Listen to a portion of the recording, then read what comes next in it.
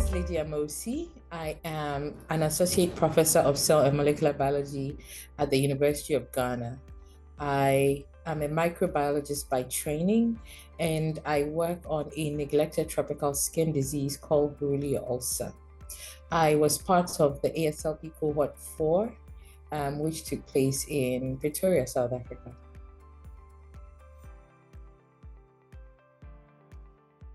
I've never been for any formal leadership training or formal leadership workshop. And so that's the motivation behind applying for the ASLP. And my thinking as a typical scientist was that I'll be attending a workshop where I'll be giving, a set of presentations and PDFs on leadership styles and what to do and what not to do as a leader. But I was pleasantly surprised that the ASLP had a very different format, which was more, should I say, fun learning and exposure to a lot of tools which could help shape your leadership style.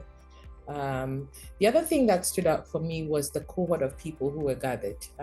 The title says African Science Leadership Program. So in my head, I was thinking it's going to be full of people who are either biologists or microbiologists or engineers and so on and so forth. But to my surprise, we had lawyers in the room, we had linguists in the room, we had social scientists in the room. So it brought a whole network of expertise of different individuals where you could bounce off of ideas and, get a totally different view of what your normal thinking is like. And I think the environment as well was very warm and welcoming. It wasn't strict conference type setting. It was a more comfortable, engaging environment where you could express yourself very openly compared to where you would rather check what you're saying and think twice about whatever comes out of your mouth. Life-changing, transformating, filled with so many aha moments. And I think for me, it's one of the biggest aha moments in my own personal life. Coming into a room of like-minded people who have similar ideas, or should I say who have similar goals, not ideas, but similar goals like you. And being exposed to all of these creative problem-solving tools, which I never even knew about before. The entire SLP ideology of leading change and making sure that the change you're leading doesn't end, but keeps going and spinballs into something which is bigger. For me, that whole experience and how you could apply these tools in more than one kind of situation, whether in marriage or in academia or even in writing a research grant. The creative problem solving process is so adaptable to so many situations, which makes it real and tangible in everyday life. Oh, I had so many memorable moments. It's really hard to come up with one. Meeting wonderful people, doing activities that initially you have absolutely no idea where the activity is going, but in the end you're like, oh wow, this really stands out. I'll share one which was a life changer for me. So we were treating a topic of well, actually, at the start of that entire activity, we didn't know what we were treating, but we were given a canvas to draw on and to bring out all our creative juices to create a drawing, right? And at the end of the day, of probably 10 minutes of pouring your heart out into this drawing, you are asked to pretty much give it to somebody else and for the person to destroy the drawing. I mean, that shook me to my core because I had poured out my entire soul and spirit onto a canvas, and then I was supposed to just hand it over to somebody to destroy.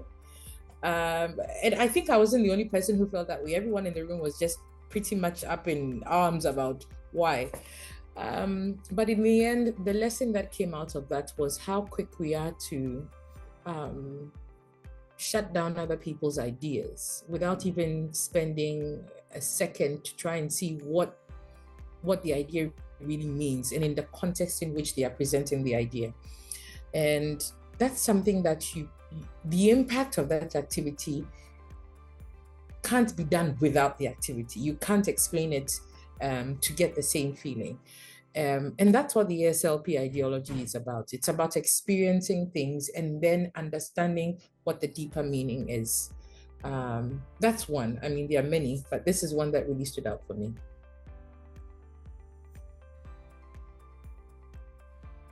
In every part of my work life, I think I have applied ASLP skills or tools.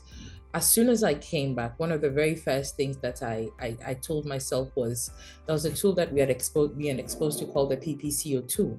And it was a tool to be able to get constructive feedback from an audience after a presentation or after a demonstration.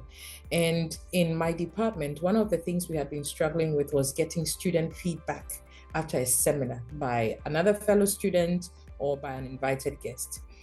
And it was as simple as sitting down and designing a Google form to collect feedback using the PPCO system or idea.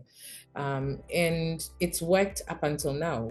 That's what we use nowadays to collect feedback from the students and to give to the presenter so that they can improve upon their research ideas.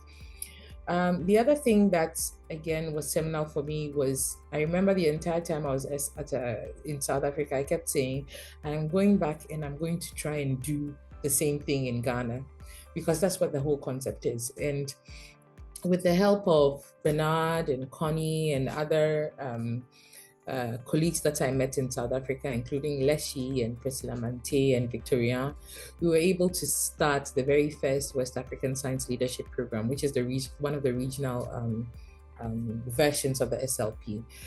And I think that's what the whole vision is. How do we send this wonderful learning and wonderful tool to other people so that they can become better leaders at whatever they are doing?